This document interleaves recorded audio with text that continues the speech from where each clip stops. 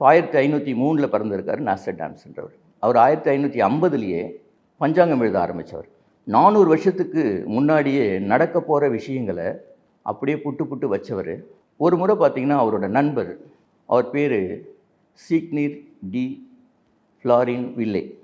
அவர் என்ன பண்ணியிருக்காரு, இந்த நாஸ்டர்டாம்ஸை நண்பர்ன்றதுனால என்னோடய வீட்டுக்கு விருந்துக்கு வாப்பா அப்படின்னு சொல்லி கூப்பிட்டுருக்கிறார். நாஸ்டர்டாம்ஸ் வந்து வீட்டுக்கு போகிறார். வீட்டுக்கு போகும்போது வாசப்படியில் 2 பன்னிக்குட்டி வச்சுருக்கிறார் அவர்.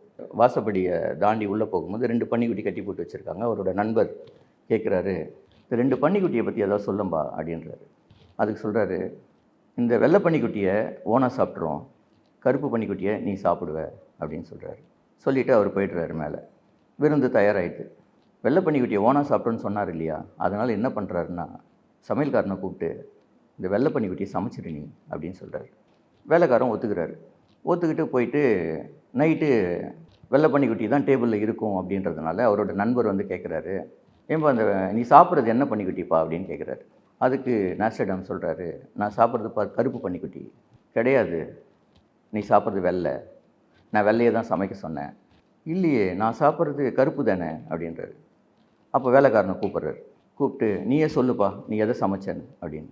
அந்த வேலைக்காரன் பதறிக்கிட்டே சொல்கிறாரு, ஐயா நான் சமைச்சது கருப்பு பன்னிக்குட்டி தான்.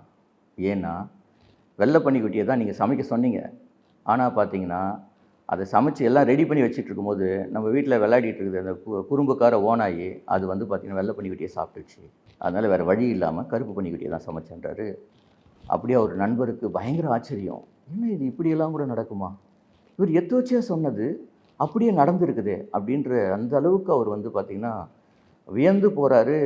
அப்போ தான் வந்து அவருக்கு புரியுது நாஸ்டர்டாம்ஸோட அந்த எல்லாத்தையும் சொல்லக்கூடிய அந்த சக்தி அவர்கிட்ட இருக்குது அப்படின்றது.